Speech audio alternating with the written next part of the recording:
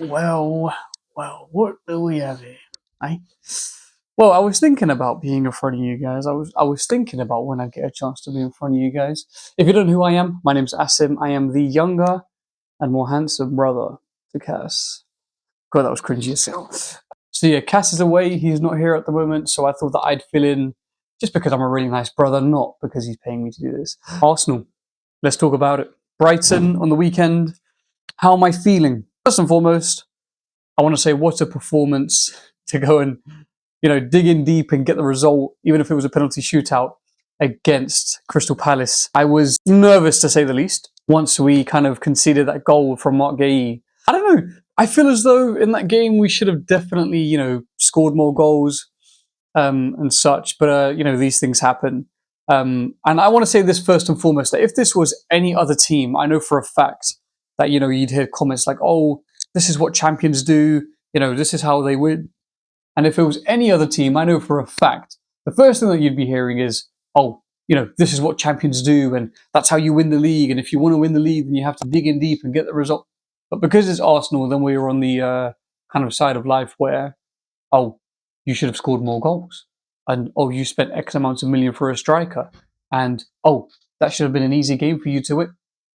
I get it. Now, I'm just happy that we got the results against Crystal Palace because they can be one of those bogey teams that really does catch you out. Speaking of catching us out, Brighton are one of those teams that used to do so. Am I worried about going into the weekend playing them at the Emirates Stadium?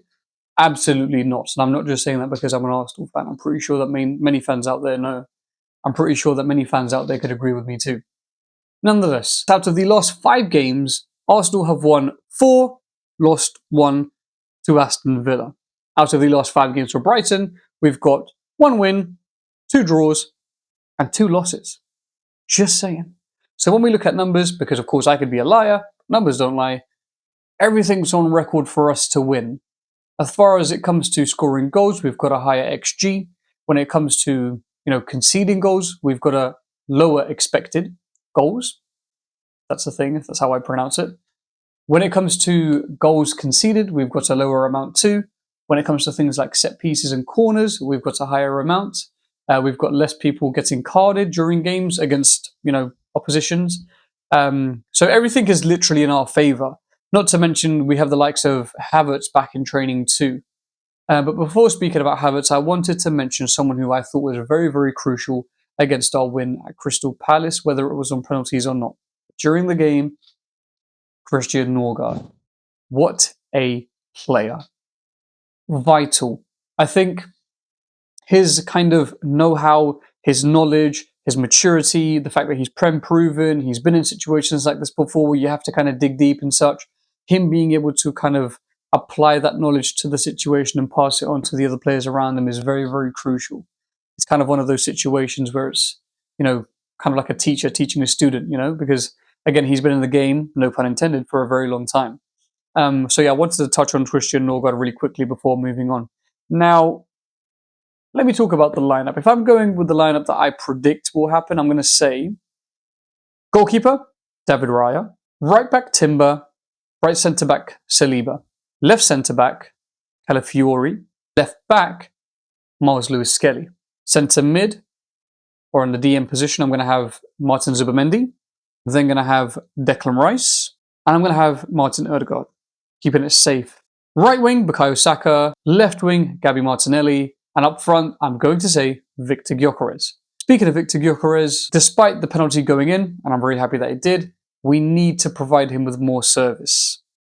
I know that I'm not the only one who's going to say this, and I know that Cass and myself are probably going to get some hate for that, but I'm going to be the one to say it if no one else does. He needs more service. He is a natural goal scorer who is taking up beautiful positions on the pitch. We need to utilize that to our advantage and get that man some goals. That's all I'm going to say. Someone who I feel as though deserves some cameo time. I'm going to touch on a few players. I'm going to say Eze. I would like to see him on that pitch. Brighton, come the weekend at the Emirates. I want to see him, even if it's after half time. I want to see that man on the pitch. Ethan Nwaneri can play on the right-hand side too. I know you're probably thinking, Eze and Nwaneri, how would that work? Can put Nwaneri on the right-hand side. I do believe that he should be on that pitch as well at some point during the game.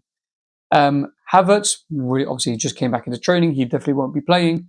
But Gabby Jesus, now that's a man with a plan. I was really, really interested to find and kind of see how his response was when asked, how was he feeling about his time at Arsenal, given that he's just come back from such a long injury. The fact that that man said that I've got unfinished business here made me the happiest man in the room. I think ever since he's come back, we've got that kind of tech, that flair up front, where it's like, kind of, if you take off Gyökeres, and he has another best game, for example, and Gabby Jesus is coming on, I know, okay, Gabby Jesus is going to do his utmost best to make up for what Gyökeres couldn't do, because, I don't know, maybe that's 2 to 3 players on Gyökeres at a time. But I think where Jesus has got a lower center of gravity, he's got a lot more tech. He's very good at passing. His finishing is top notch as well, not to mention that he takes up some incredible positions as well on the pitch. So I'd like to see him in the side as well. Going away from Arsenal, I'm going to say, well, many of my friends have been asking, am I worried about this season? Yes and no. I'm going to say yes first, and then I'm going to say no. The reason why I am kind of worried, and I speak for Cass in some ways for this as well, is the fact that Manchester City are on our tails and behind them are Aston Villa. Now, I'm more so worried about Manchester City because we all know that once Manchester City gets on those marauding runs, it's very hard to stop them. And me and Cass were joking about this at the start of the season, saying, is it Arsenal against Erling Haaland? Yeah, we chuffed back then and we're not chuffing now. That man is a machine. He's a freak of nature. I mean, for goodness sake, the guy only eats food with one ingredient, like milk, raw milk. And yes, you can get more raw milk from the, meat, eggs, that kind of thing. The guy is a machine.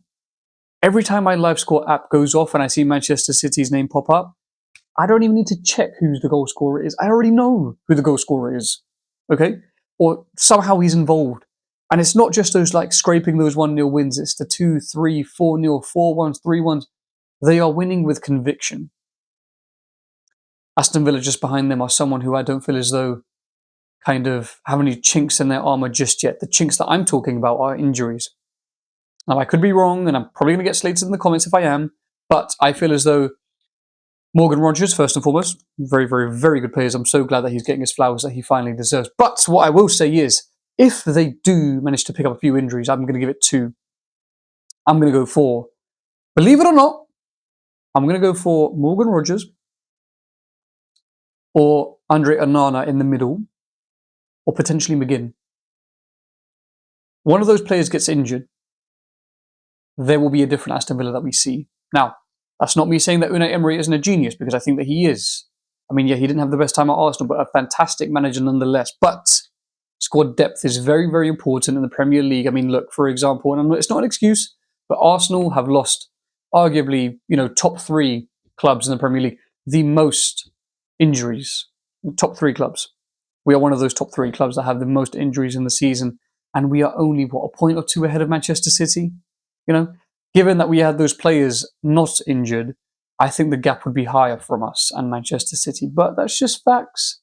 I'm speaking based on my kind of know-how of how injuries work with Arsenal and the players that are injured. For example, no one can tell me that Gabby Magalhaes, if he was not injured, that we'd, not be conceding these late goals. But that's a story for another day. But I am not worried about the league, because I do believe that we will have what it takes to finish it and do the job this time. If not the Champions League, then we're going to do the Premier League. Because, again, of squad depth. Now, before anyone gets quick in the comments, I'm talking about players coming back at the most crucial times. For example, Kai Havertz, Gabby Jesus. Odegaard had 2 injuries, by the way. He's now back and fully fit. He's firing on all cylinders. Gabriel Magalhaes, Christian Mosquera. We've got Ben White still to come back. We've got Piero Hincapié to come back. Picked up the shoulder injury / collarbone injury quite recently as well. Hence why I said Calafiori at left centre back for my lineup. I think having those players come back for the crucial point of the season, the business end of the season, as some may say, I think it's really, really important. I think it's going to be very, very effective for us knowing that we've got kind of first team players back. The confidence is going to be even higher than it already is. And honestly, I usually would be more worried about Manchester City on our tails. And I'm one of those fans that I don't like to be biased, I promise, despite what it may look like given this kind of video.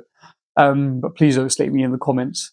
But yeah, speaking of comments, I would want to know your prediction for Brighton against Arsenal. I'm going to go for a 3-1 win to Arsenal at the Emirates. And again, as a side note, I do believe that Manchester City are also going to win as well against Nottingham Forest. And Chelsea against Aston Villa. I think someone, I don't know who, one of those two teams is going to grab a scrappy 1-0 goal, or it will be a draw at 0-0. Maybe last minute or very, very early doors, you'll see a 1-0 in there, and it will just stay that way. But who knows? Who knows? I'm not, fortunate. I can't tell the future, but I can request things for the future. Like, comment, subscribe, hit the bell. You guys know exactly what to do. Myself, if anything, and you want to see me in these videos a whole bunch more, please comment down below. I've got a bunch of free time on my hands. I mean, so much free time that I don't. To be fair, I should be getting a haircut actually, but so much free time that I even volunteered to come and make this video because I wanted to help out Cass and also wanted to speak to you guys about some ball knowledge as well, just to let you know that I do have ball knowledge, and also Cass does have a younger, much more handsome brother. Anyway, like, comment, subscribe. I'll catch you guys in the next one. As always, have a great one, and come on, you Gunners. Peace.